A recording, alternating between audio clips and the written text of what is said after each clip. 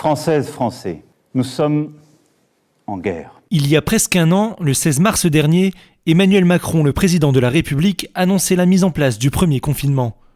Dès lors, un seul objectif, vaincre le virus. J'ai décidé de renforcer encore les mesures pour réduire nos déplacements et nos contacts au strict nécessaire. Après cette annonce, les rues se sont vidées, les commerces ont baissé leurs rideaux.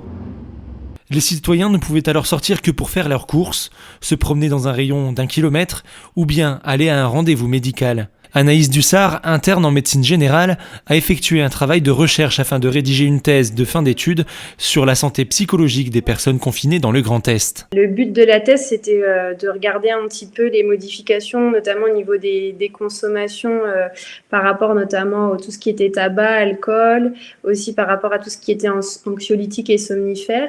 Grâce à un questionnaire en ligne, la jeune étudiante a pu analyser les réponses données par les habitants de la région.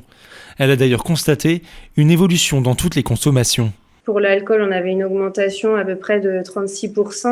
Le tabac, quasiment la moitié des personnes qui ont répondu au sondage ont dit qu'elles avaient soit augmenté leur consommation, soit repris une consommation qui était arrêtée. Et pour ce qui était des anxiolytiques et des somnifères, c'était pareil, c'était le même constat. Les personnes les plus touchées par l'augmentation des consommations sont âgées de 18 à 50 ans et bien souvent sans activité professionnelle. Pour rendre l'étude interprétable, il lui fallait un peu plus de 600 réponses, un résultat qui va bien au-delà de ses espérances. En tout, on est près de 3500 personnes.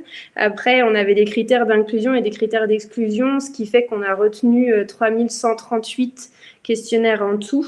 Puis ça nous a permis d'avoir un peu toutes les catégories socio-professionnelles, tous les départements. Enfin, ça nous donne vraiment une vue d'ensemble de la région, donc c'est ça qui est intéressant aussi. Une étude et une conclusion partagées puisqu'en novembre dernier, les autorités sanitaires ont reconnu que cette crise génère beaucoup de souffrances psychiques.